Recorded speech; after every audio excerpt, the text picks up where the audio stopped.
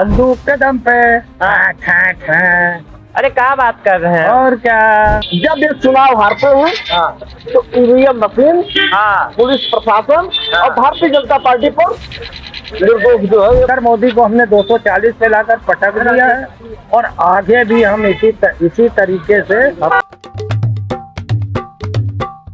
मिल्कीपुर में उपचुनाव होने वाला है। क्या लग रहा है इस बार सपा पर टक्कर दे पाएगी या फिर जो अभी उपचुनाव हुआ, जिस तरीके से अभी आपने देखा होगा कि जो रिजल्ट आया है उसी के अनुसार योगी जी एक बार फिर से वहां पर बाजी मार देंगे, सेंधमारी करेंगे?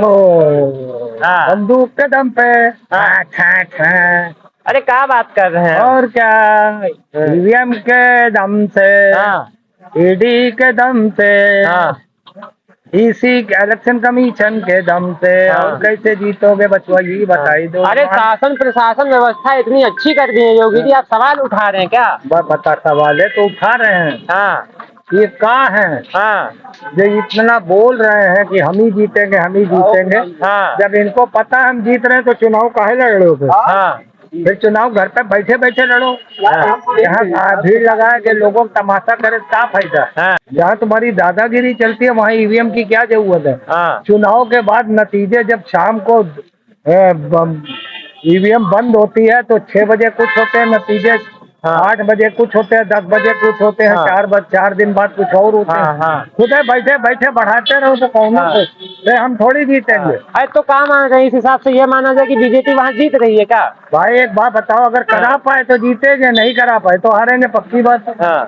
यही तो खेला है। मतलब आपको लग रहा है कि हेरा फेरी से बीजेपी जीतेगी? अभी तो सत्ता इन्हीं की है, इन्हीं की बंदूक, इन्हीं की गोली, सीना हमारा। हमको तो मरना है, ये तय बात है।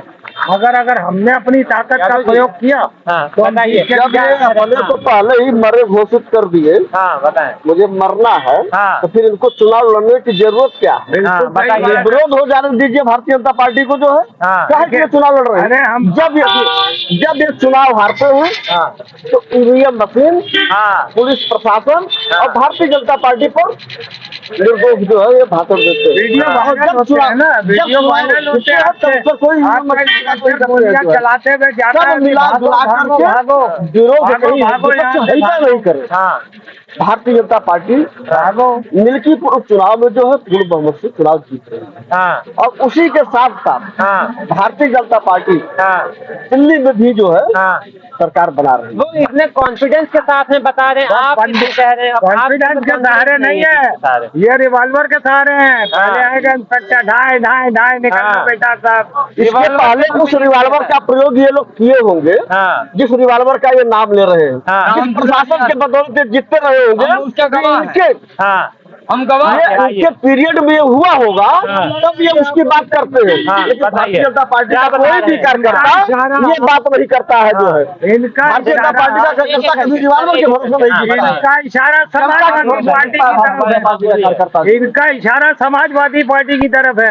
हम उस पर नहीं जाएंगे। हम इस पे जाएंगे कि आज हम इंडिया गठबंधन के तहत लड़ रहे हैं चुनाव और हम नतीजों को बदल कर दिखा दिया है। 2024 में हमने नरेंद्र मोदी को हमने 240 पे लाकर पटक दिया है और आगे भी हम इसी तरीके से खड़े रहो हम इसी तरीके से सत्ता परिवर्तन करते रहेंगे हर प्रदेश में भी। सत्ता परिवर्तन कहाँ सत्ता परिवर्तन हो रहा है?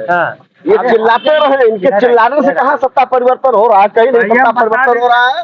भारतीय जनता पार्टी की सरकार बन रही है, दिल्ली में बन रही है, जहाँ जहाँ चुनाव होगा वहाँ झारखंड, कर्नाटका, तेलंगाना है ना, कहाँ जा रहे हो? हिमाचल प्रदेश, हम कहाँ नहीं आ रहे। और तुम्हें हर जगह से नस्तो नाबूद करते हुए पूरे देश से तुम्हें उखाड़ फेंकने का काम इंडिया गठबंधन करेगी, ये समझ लो प्यारे में।